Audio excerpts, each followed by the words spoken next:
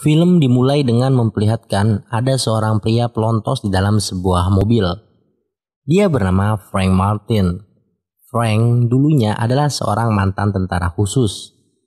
Namun pada saat ini ia telah pensiun dan beralih profesi menjadi seorang driver khusus antar paket. Yang dimana ia juga memiliki skill mengemudi di atas rata-rata pada umumnya seorang driver. Secara personal, Frank memiliki 3 aturan khusus saat ia menjalankan sebuah misi dari setiap kliennya. Aturan pertama, jangan pernah merubah kesepakatan di awal. Kedua, tidak perlu menunjukkan identitas asli atau nama. Yang ketiga, jangan pernah membuka isi sebuah paket yang akan diantarnya. Setelah itu, Frank telah disewa untuk membawa 3 orang perampok bank dan membawanya pergi. Namun faktanya, perampok tersebut berjumlah 4 orang dan itu jelas sudah menyalahi kesepakatan yang ada di awal. Lalu salah satu di antara mereka coba mengancam Frank agar segera menjalankan mobilnya. Namun ia enggan untuk mengikuti instruksinya dikarenakan Frank sudah memperhitungkan secara teknis dengan matang bahwa mobilnya hanya mampu membawa 3 orang saja dengan berat maksimal 254 kilo. Akhirnya bosnya menembak salah satu anak buahnya dan membuangnya keluar dari dalam mobil.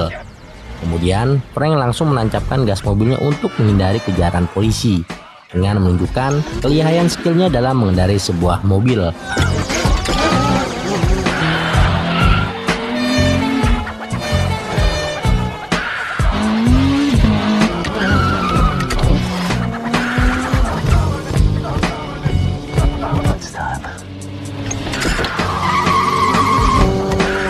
What I mean about the shots?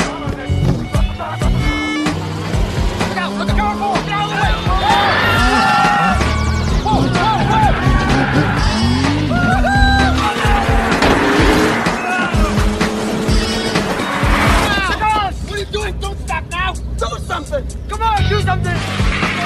No!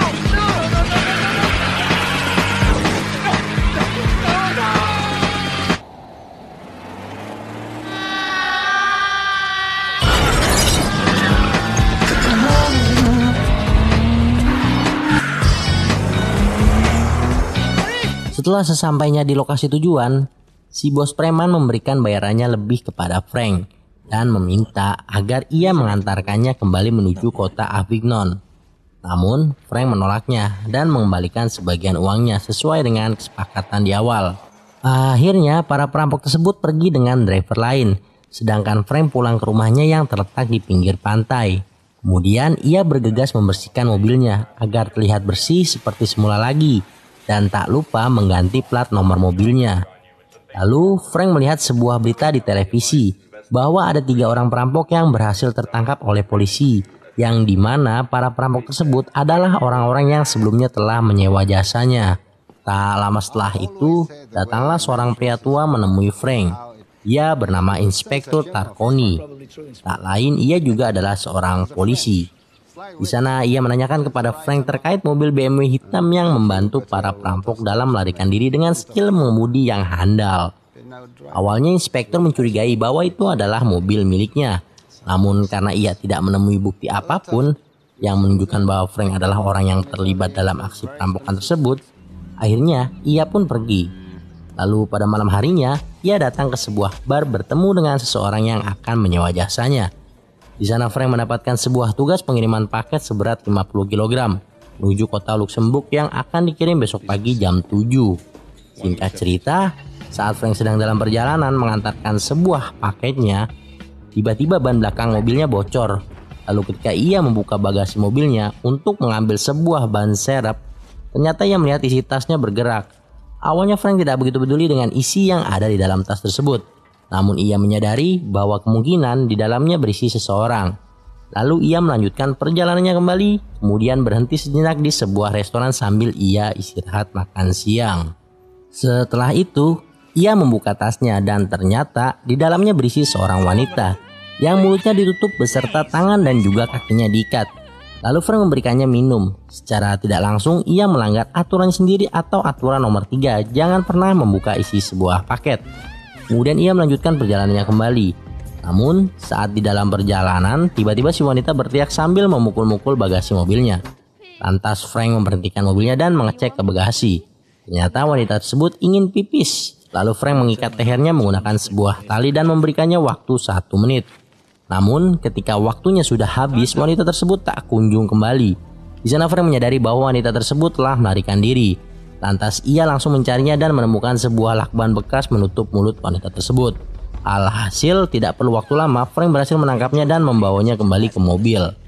Akan tetapi saat ia hampir sampai ke mobilnya, ternyata di sana ada 2 orang polisi yang tengah berpatroli. Frank pun tak kehabisan akal, ia langsung melemparkan wanita tersebut ke arah polisi kemudian langsung menghajarnya. Singkat cerita, Frank sampai di tempat tujuannya di sebuah villa mewah. Di sana ia bertemu dengan seorang bos mafia, kita sebut saja Lehman. Lalu Frank menyerahkan paket kepadanya. Namun sebelum pergi, ia kembali mendapatkan tugas pengiriman paket, yaitu mengantar sebuah koper kecil menuju ke suatu tempat.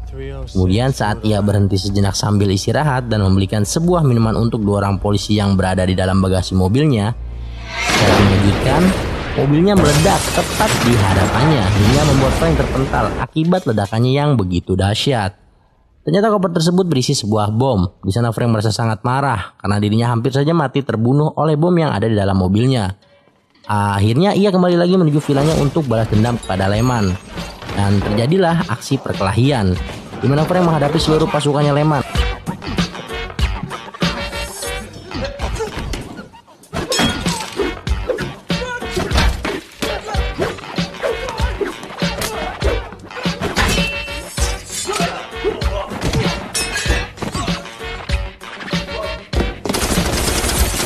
Kemudian setelah berhasil mengalahkan seluruh pasukannya, ia langsung mengambil mobil Mercy yang tersedia di garasi dan membawanya pergi. Namun ternyata di dalam mobilnya ada seorang wanita yang berhasil melarikan diri. Walaupun masih dalam kondisi mulut tertutup beserta tangan dan juga kakinya yang terikat di sebuah bangku. Di sana Frank langsung mengeluarkan wanita tersebut dan berniat ingin meninggalkannya di tengah jalan. Namun ia merasa tak tega, lalu Frank kembali lagi dan membawanya ikut pulang ke rumahnya. Kemudian sesampainya di rumah, Frank menanyakan nama dari gadis tersebut. Namanya adalah Lai, dia berasal dari China. Setelah itu ia membuatkan semangkuk mie sedap untuknya dan tak lupa melepaskan ikatan tali yang ada di tangan dan juga kakinya. Lalu Frank meninggalkannya untuk pergi beristirahat. Kemudian setelah selesai makan, Lai masuk ke dalam salah satu ruangan dan ia coba mengambil secari kertas yang ada di atas lemari. Namun, ia malah menjatuhkan sebuah kotak dan menemukan banyak sekali sebuah foto milik Frank yang mana foto-foto tersebut menunjukkan bahwa Frank dulunya adalah seorang tentara. Di sisi lain, Lehman mengunjungi salah satu anak buahnya yang masih hidup di rumah sakit. Di sana ia menanyakan siapa yang telah membuat kekacauan semua ini. Lalu anak buahnya pun menjawab bahwa yang melakukannya adalah seorang pengantar atau transporter. Ia belum mati. Setelah mengetahui bahwa Frank belum mati, lantas ia langsung membunuh anak buahnya lalu pergi.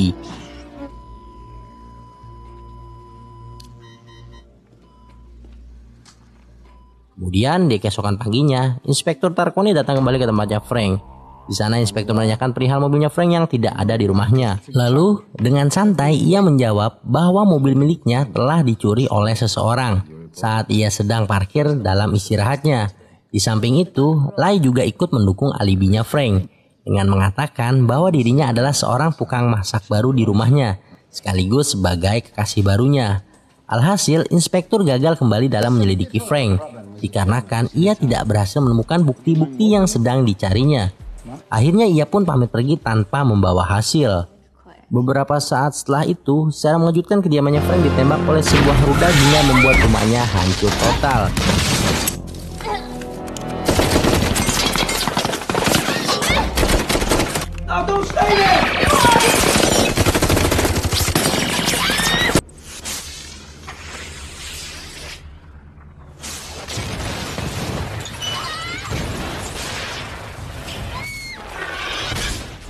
Beruntungnya, Frank dan Lai berhasil menyelamatkan diri turun ke basement dan berenang masuk ke dalam lorong air.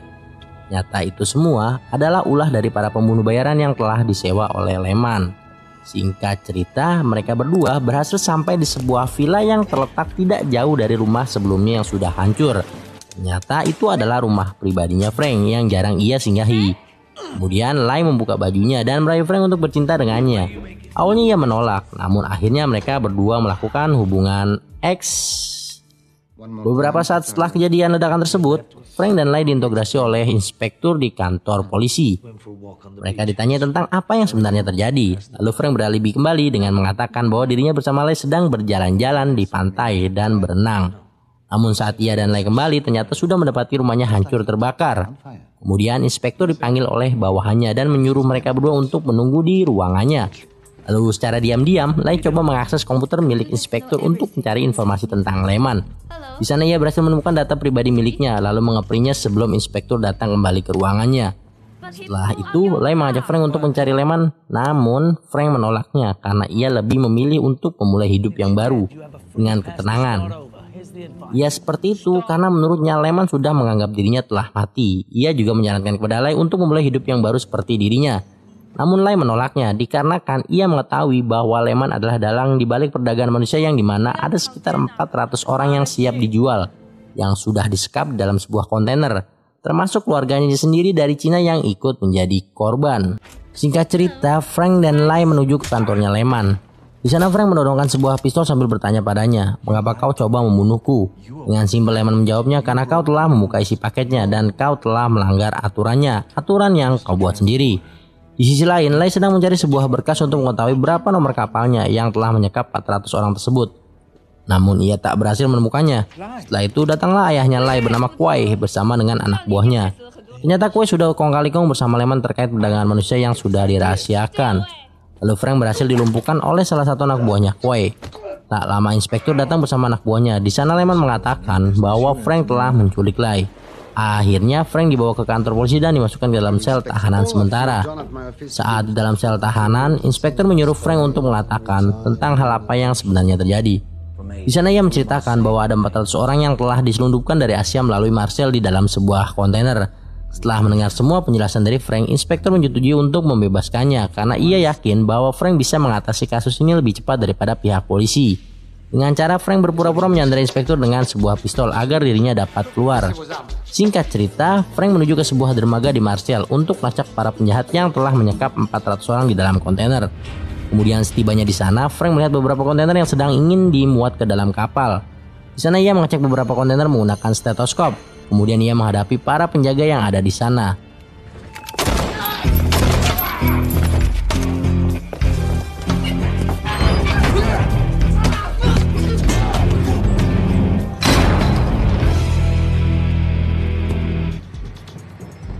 Setelah berhasil mengalahkan sebagian para penjaganya, Frank mengejar truk kontainer yang baru saja jalan.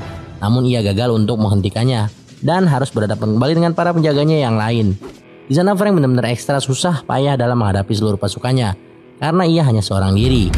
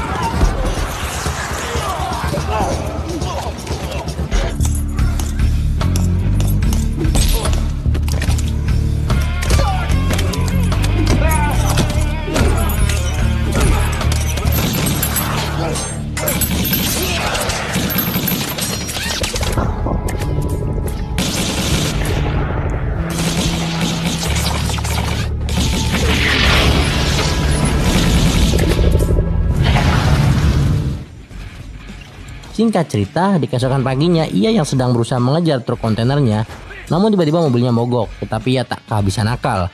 Di sana Frank melihat ada sebuah pesawat mini yang melintas di atasnya. Kemudian ia mengejarnya sampai ke tempat pesawat tersebut mendarat. Setelah itu ia menyuruh pilotnya untuk mengantarkan dirinya mengikuti 2 truk kontainer ke jalan raya. Kemudian sebelum Frank terjun payung, ia menyuruh si pilot agar segera menghubungi Inspektur Tarquini untuk bertemu dengannya nanti. Setelah itu ia pun terjun bebas menggunakan parasut dan berhasil mendarat di atas salah satu kontainernya. Di sana Frank langsung masuk ke dalam kabin supir lalu menendangnya dan mengambil alih kemudinya.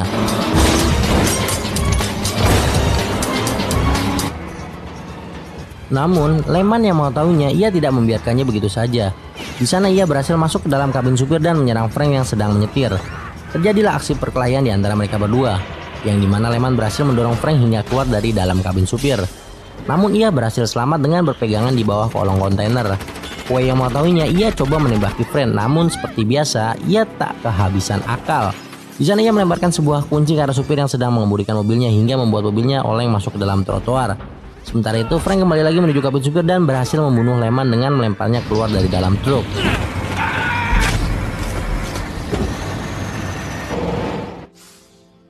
Beberapa saat setelah Frank memberhentikan truknya, tiba-tiba ia ditodong oleh Kue menggunakan sebuah pistol dan menyuruhnya untuk keluar dari dalam truk berjalan menuju pinggir tebing. Kemudian hal mengejutkan pun terjadi. Secara tiba-tiba dari kejauhan Lai menembak ayahnya sendiri hingga tewas.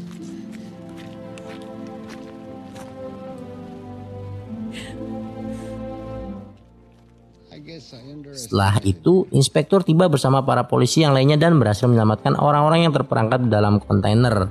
Dan film pun berakhir.